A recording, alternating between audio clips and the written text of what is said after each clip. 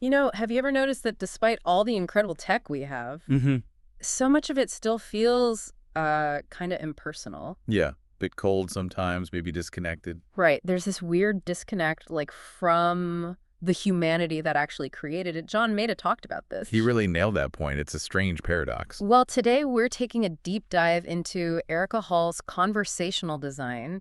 It's a really insightful book that properly challenges how we think about building digital stuff. Absolutely. And our mission here is basically to pull out the key ideas from her work. Yeah, give you a shortcut. Exactly. Yeah. The shortcut to understanding how you can design digital systems that genuinely, speak human. And not just like chatbots talking. No, no, way beyond just talking bots. It's about a much deeper, truly human-centered approach to the whole design process. So we're going to unpack what Hall calls the Great Divide in design Hmm. and look at some surprising lessons from, like, the history of communication, even texting. Texting, yeah, that's a fascinating part. Then we'll get into the core principles for making systems truly conversational, see how that works in practice. And personality, too, right? That's Here's crucial. definitely the role of personality.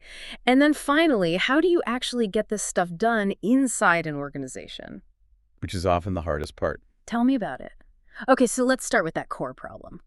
Erika Hall identifies this great divide. Yeah. It's about how design teams often treat visuals completely differently from language. She tells this great story about a big publishing company. Oh, yeah, the semantic search engine one. That's the one. So the visual elements, the look and feel, that was all iterative, collaborative, easy to change things, try stuff out. Standard design process, really. But the words, the actual language, that went through this totally separate, rigid, like old school writing path. Okay. Siloed.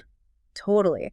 And the client got really nervous about words. They saw every word choice as this huge, permanent decision. Scared to commit, basically. Yeah, so much so that they felt better the fewer words there were on the screen. It's wild.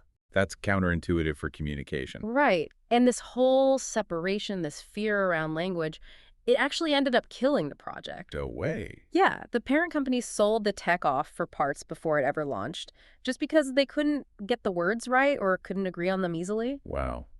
That really highlights a bigger issue, doesn't it? This tendency she talks about to conflate the value of the system with the surface appeal of its visual representation. Exactly. It's that trap of thinking, first, make the nice rectangles. Then we'll figure out what they mean later. Yeah. But as she points out, designing the container first, it makes even less sense when, well, the containers themselves are starting to disappear. Like with the voice interfaces and things. Precisely. The visual box isn't always there anymore. Which brings us nicely to this idea that's been floating around. Conversation is the new interface. Roy Bahat said that. It's catchy. It is catchy, but often people just take it superficially, right? Like, oh, it just means literally talking to a system or texting a bot. Yeah, the surface level interpretation. Which honestly raises a big question. Why is just, texting with a bot often not enough to actually help people achieve what they want? Right. It often feels clunky or limited. Exactly. We have to go deeper. Yeah. Real conversational design isn't just making an interface that talks or texts back. It's about embodying truly human-centered design every step of the way. So it's less about mimicking a human. And more about making the interaction itself feel human in how it works, how cooperative and helpful it is. Okay, that makes sense. So if we want interactions to feel human, where should we look? Maybe everyday stuff. Like texting. Exactly. I'll spend some time on why texting is just so compelling and what it teaches us. She mentions the linguist John McWhorter. Oh, yeah, his term fingered conversation. Fingered conversation.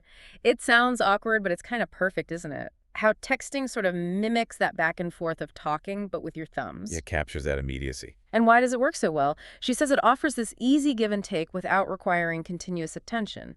Right, you could dip in and out. Yeah, and it gives you that feeling of direct human connection. Plus, apparently, the brevity and unpredictability of getting a text can actually trigger dopamine. Uh-huh. Like a little reward. Yeah, keeps you hooked. And think about that texts from dog example she uses. Oh, I love that one. It's brilliant, right? Minimal visuals, just text, but it delivers so much personality, pathos, humor, and narrative, just with words. It really shows the power of language alone in creating connection and character. But that same ease and immediacy can actually make businesses a bit nervous, can't it? Definitely. Moving from just like publishing static content to actually engaging in an ongoing conversation. That can be uncomfortable. Why is that, do you think? Well, as the source says, there are no rules. There is no done. It's not a finished product you ship. It's ongoing. It's ongoing. It feels more personal. And that can clash with wanting to seem, you know, authoritative or polished. It's messy, like real conversation. So if words are so key to connecting, why have we ended up so, well, confused about them in our digital tools? That's a good question. Paul actually takes us way back, like through the whole history of communication tech to understand this. Yeah, the long view. It's pretty wild. Language, spoken language, started maybe 1.75 million years ago in our mouths. A long, long time ago. But writing, like cuneiform, that only showed up about 6,000 years ago. We basically, as she puts it, put the whole thing off for a couple 100,000 years. Huh. Yeah, talking is easy, natural. Writing is hard work. Exactly. Chatting is easy. Writing is tough. And the contrast she draws between oral cultures and literate cultures is really illuminating here. Tell me more about that. Well, in purely oral cultures, communication is immediate, it's social. Spoken words are like events that exist in time. You can't rewind them. Right, they just happen and disappear. Yes, exactly. And all knowledge is social. It lives in memory. So you need things like formulas, patterns, rhymes to help people remember and pass things on. Like storytelling traditions. Precisely. Communication is participatory, immediate. And knowledge isn't owned by individuals. It's owned by the community. The right way to use a word is just how people are using it right now. There's no dictionary, no single authority. Okay, so how did writing change that? Writing, and especially print, created distance in time and space. A written text becomes this independent physical object. Something you can hold, refer back to. Right, which allowed for individual consumption of knowledge. Suddenly, you could own words, leading to ideas like plagiarism. You can't plagiarize easily in an oral tradition. Not really. Yeah. And writing enabled individual attribution, knowing who wrote what. This massively increased the value placed on originality. That's a huge shift, and she connects this to something modern, right? Yeah, Wikipedia. As a kind of modern example where, in a way, conversation is more powerful than authority. How so? Well, it shows that human knowledge is massive, dynamic. Anyone can chip in, modify it. It's this huge collaborative conversation, not one single authoritative voice. Yeah, that's a great point. It's built through collective conversation. And connecting this all back to technology now, we might be heading towards a future where, kind of ironically, humans text other humans and only speak aloud to computers. That's a scary thought, but maybe true. And if that's the case, it really implies that words should be the basis for defining and creating the design of these systems, not an afterthought. It reminds me of that Alan Cooper quote. Oh, the one about computer literacy. Yeah, that computer literacy is really a euphemism for forcing human beings to stretch their thinking to understand the machine. Rather than having software stretched to meet people's usual ways of thinking. Exactly. It puts the burden on us, the humans. So the big takeaway here is really clear. Yeah. It's on us to ensure all systems speak human fluently. We need to design them to meet us where we are. Couldn't agree more. Okay, so principles. How do we actually design these digital interactions so they feel more human-centered? Right, let's get practical. First, just basic definitions. A system is just connected parts, right? Yep. The interface is where the human connects with that system, exchanges info. The meeting point. And the interaction is that back and forth, how you affect each other. People interact to get value, achieve a goal. A good interface makes that exchange smooth. And fundamentally, conversation is the original interface. It's just how humans have always exchanged information with different systems, other people, the environment trying to do it efficiently. But for businesses, if all interfaces become conversational, how do they stand out? If they all talk? That's the challenge they face. But Hall makes a great point. Speaking the same language doesn't lead you to confuse your mother with your dry cleaner. True. It's not the mode talking or texting that makes it valuable. It's the meaning, the purpose, the relationship, the context. Which leads us to how human conversations actually work. You mentioned Paul Grace's cooperative principle. Yes, Grace's maxim, super relevant here. The core idea is simple. Find the goal and do your part. We basically have this unspoken agreement in conversation to cooperate to keep things on track towards a shared goal. Okay, and he broke that down. Into several maxims. There's the maxim of relation. Be relevant. Like strangers talking about the weather on a train platform. Exactly. The goal isn't just weather data. It's creating a bit of connection, goodwill. Yeah. The weather talk is relevant to that goal. Got it. What else? The maximum of quantity. Be as informative as needed, but no more. It's about being succinct, but also clear. Not rambling, not being cryptically brief. Then the maxim of manner. Be clear, brief, orderly. Avoid ambiguity, like giving directions you give them in the order someone needs them. Spot on. The maximum of quality, basically, be truthful. Don't say things you know are false or lack evidence for. And lastly, The maximum of politeness. Respect the other person's time, anticipate their needs, be courteous. okay, those make intuitive sense for human chats, but how do they relate to, like, websites or apps? Well, think about how often digital systems violate these. How often do you get irrelevant information, or way too much, or unclear instructions? All the time. Right. Imagine asking your phone for the nearest coffee shop, and it gives you like a 5-minute history of coffee cultivation. Violation of quantity and relation. Exactly. Or those pop-up ads that cover what you're trying to read. That's violating politeness. Big time. These violations are why interactions feel frustrating. A simple conversation goes off the rails. So the practical lesson is, we need to translate these human maxims for machines. Pretty much. But crucially, it's not just about making the machine sound chatty. Superficial chatting can actually be annoying if it gets in the way of the goal. Right, like forced friendliness from a bot. Exactly. Many chatbots look conversational, but they fail on these deeper cooperative principles. So the source lays out principles specifically for systems to be conversational. Okay, let's hear them. First, be goal-oriented. That's fundamental. Oh. Both sides need to meet their goals efficiently and ideally pleasantly. Makes sense. Second, context-aware. The more a system understands the context, time, location, user's history, current needs, the better it can cooperate. Ugh, like those examples of companies sending totally inappropriate automated promos during a crisis. Perfect example of context failure. Yeah. Or those United Airlines security questions Hall mentions that make really awkward assumptions about family structure. Oh, yeah. Okay, what's next? Quick and clear. This is about the feeling of speed, chew. Ambiguity is the enemy here. It just slows everything down and causes errors. Fourth. Turn-based. Conversations unfold turn by turn. Systems need to manage this flow, give cues they're processing like the echo's light ring. The thinking cue. Yeah. And validate input quickly so users don't have to repeat themselves or backtrack constantly. Number 5. Truthful. Set accurate expectations. Don't mislead people. Call out things like those get started buttons that secretly sign you up before you know what the service even is. Sneaky. Requires really knowing the customer's journey. Deep insight, yeah. And finally, polite. Respect the user's time and attention. Offer the right number of choices, sometimes more, sometimes fewer, depending on the context. Don't interrupt unnecessarily. So these feel like solid guidelines. But there's a paradox here, isn't there? Yes, exactly. The paradox is that making an interface look or sound like a human conversation using natural language can sometimes overpromise the level of cooperation. Setting expectations too high. Right.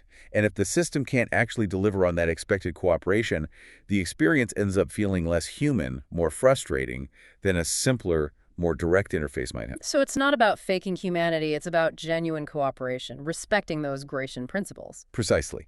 Use what makes human interaction work well, the cooperation, the shared goals, the context, to inform how machines interact with us. Okay, so we have these principles. Now, how do they actually play out at different moments when you're interacting with the system? Hall uses the skiing lesson analogy. Yeah, like different things matter more at different stages of learning, or in this case, the user relationship.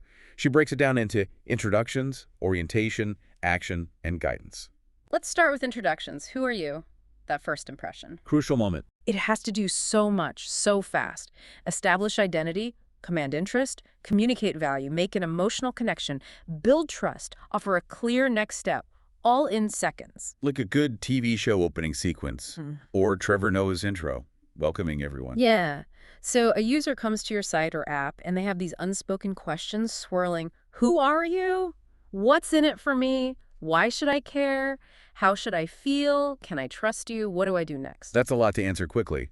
Google's original homepage is a great example of nailing this. Search the web using Google. Exactly. So simple. Low commitment, just type something. Useful return search results. It answered those questions instantly. And she makes this really important point.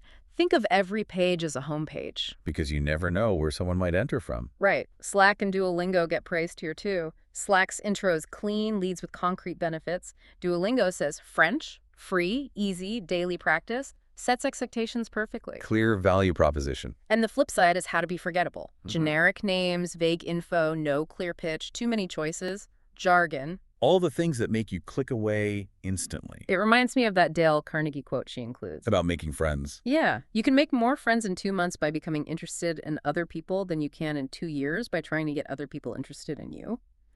Introductions should be about the user's needs first. Good point.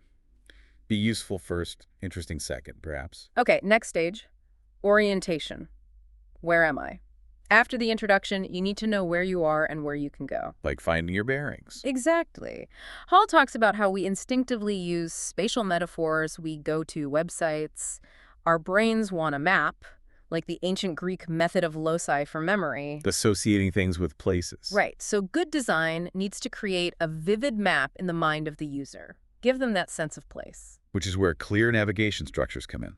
Jan Kalbach's ideas are relevant here. Mint is a good example. Clear labels like budgets, goals, you know where you are. Unlike the bad old days of mystery meat navigation. Oh yeah. Hotwired's Renaissance 2.0, what does that even mean? Users are constantly doing this information foraging cost-benefit analysis. Is this path likely to lead me to what I need, or should I bail? And this gets complicated with things like smart speakers, doesn't it? The doorway effect she mentions. Yeah, how just moving between contexts, like rooms, can make you forget things.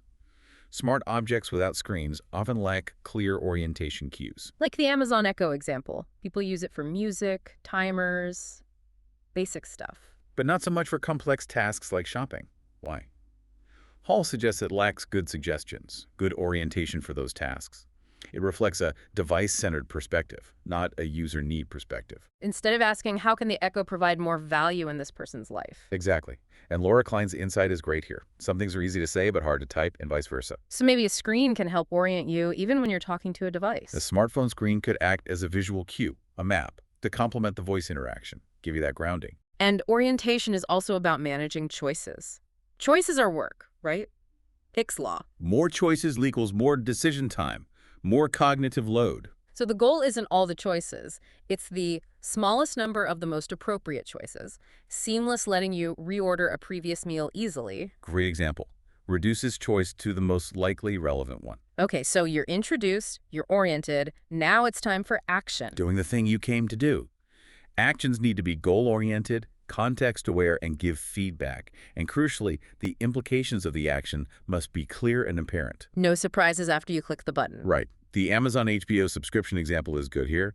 Clearly shows the cost, the trial period, what happens after, before you commit. Clarity is key, which highlights the danger of ambiguity, that European ATM example. With the word especially, yeah, introduced totally unnecessary confusion about which cards were accepted. It shows how critical the exact wording is. The phrase defines the action. You can't style your way out of a misleading label. Absolutely not. And this ties into the ethics of choice, too. Tristan Harris's point about Facebook's like button. What's not on the menu? Exactly. How limiting the choices might diminish and obscure the full range of human emotion. It frames your possible responses. And actions create feedback loops, which form habits. Charles Duhigg, Amy Jo Kim. Yeah, the cue routine reward loop. Yeah. Facebook likes are a classic example, reinforcing the habit of checking and posting. But we need to be careful about trying too hard to be delightful. Right. Oh, yeah. That warning about stuff that's only delightful the first time, then increasingly grading through repetition, like your barista telling a knock-knock joke every single day. Huh. Yeah, delight needs to be appropriate and sustainable, not annoying. Okay, final stage. Guidance, helping users along the way, especially when things go wrong or they need help. Good guidance is about anticipating needs and providing information at just the right time. Progressive disclosure, like the Quartz app showing summaries first. And remembering that computers are good at storing and recalling information, and people are not. Which makes password recovery, as she says, the web's most epic failure. It really is universally awful. That Bank of America example, pages of dense instructions before you can even start resetting. Classic, too much information at the wrong time. And also, watch the language.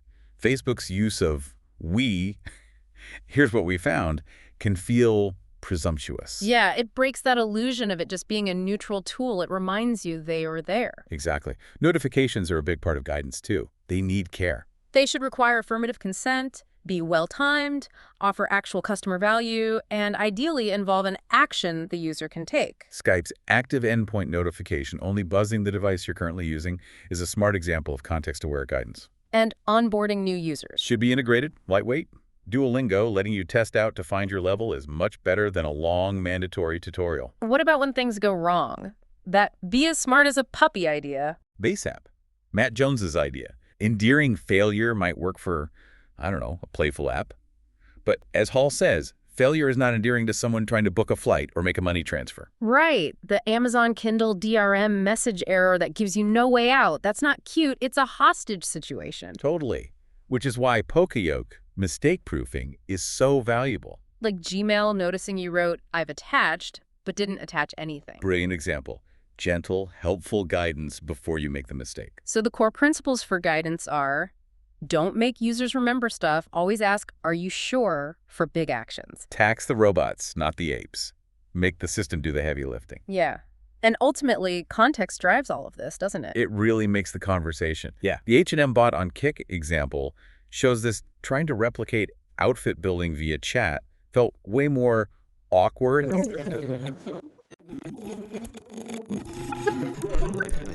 So even though we've looked at these moments, intro, orientation, action, guidance separately, They're all intertwined. You can't design them in isolation. And you have to avoid assumptions. Really understand real-world contexts. okay, this brings us to personality. How does that weave into everything? It's like the thread that ties it all together, gives it life. Aaron Walter's quote is great. Personality is the mysterious force that attracts us to certain people and repels us from others. Yeah. And that Charlie Kaufman film, Anomalisa, is such a stark illustration of the opposite conversation, completely bereft of personality. Everyone sounds the same. It's chilling. It really is. And the key takeaway from Hall is that personality isn't optional if you don't intentionally craft one. Users will just assign one anyway. Exactly. And it won't be as good as the one you could have designed thoughtfully. Slack is held up as a strong, positive example here. Yeah, Anna Pickard from Slack talks about using simple, straightforward language that feels like a real person talking to another person, human to human. It's consistent, appropriate. It requires careful thought, though, like the Google Home voice choice. Right, choosing a female voice to represent a huge tech company, that's a decision with layers of meaning and implication, not taken lightly. So how do you be yourself in design? How do you create an authentic personality? Well, George Orwell's warning is relevant. The great enemy of clear language is insincerity. You can't fake it well. Which means user research again. Absolutely not optional. Yeah. You need to hear how real people talk. Not so you will mimic them, but so you will be intelligible to them. And you have to understand their emotions, anxiety, confusion, maybe even being hangry. Huh. Anticipate the hangriness. You have to. And Josh A. Kagan, the screenwriter, says something vital. You have to like people. Like your users. Yeah. If you approach it cynically, you just get that impersonal, system-centered design with a slick veneer of marketing. Liking them means respecting their perspective, even when it's different from yours. So how do you get concrete about this? Clarifying company values. Yes, because values aren't just internal things. They denote the exchange of value between the business and the customer. They guide the relationship. And the Mad Libs exercise she suggests helps with this. It's a great collaborative tool. Filling in blanks like, our purpose is we help customers. Customers would describe us as, and maybe crucially, we never want to come off as. Defining the anti-personality, too. Exactly. Making lists of, say, 3 positive, unique adjectives you want to embody and 3 you absolutely want to avoid. That gives real guidance. And it's important to remember, conversational doesn't just mean casual or chatty, right? Not at all. Doctors, bankers, funeral directors, they all have serious, important conversations. A banking app shouldn't sound like a playful startup. It should sound like a reliable, helpful banker. The personality needs to fit the context and purpose. What about for global products? Transcreation is key. Not just translating words, but adapting the personality and tone so it resonates appropriately with the local language and culture, evoking the same feeling. Okay, let's talk pitfalls. Where does personality go wrong? Well, there are plenty of examples. Alexa's whisper mode being called creepy. Yeah, that feels off. Financial software trying to be a clingy romantic partner, not cute or adult. Humor's really tricky. It can backfire easily. Like the unicorn high-fiving a 2X on the food app. Funny once, maybe? Maybe, but then it gets annoying. Or seamless as overly hyped messages when all you want is the delivery time. Simple and clear is often better. And there's that list of avoidable words. Compelling, helpful, quick, innovative. Yeah, the rule is, if you have to say it, you probably aren't it. Show, don't just tell. Other culprits, oops, submit as a generic button. My items, click here. What about pronouns my versus your? Important detail. Company stuff is ours. User stuff is yours. Amazon gets praised for consistently using you correctly. A voice assistant saying, playing David Bowie from my music library. Sounds weird, like it owns my music. Exactly. It breaks the model. And quickly, nonverbal cues, emoji, GIFs. They can add personality, sure, but use them thoughtfully. Interestingly, the source also notes computer interactions can sometimes be less stressful, like in the Ultimatum game study. People react less emotionally to unfairness from a computer. Huh. Less social pressure, maybe. Could be. But the final thought on personality is key. It all comes down to valuing your customer and knowing your values. Tacking on a friendly face in bad faith won't make the underlying system more meaningful or sustainable. Authenticity matters. Okay, so we know what to do, why to do it. The final piece. How do organizations actually get it done? How do you design for conversation?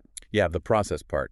To make conversational systems, you need to work in a more conversational, human-centered way. Which bumps up against Conway's law. Exactly. Any organization that designs a system will produce a design whose structure is a copy of the organization's communication structure.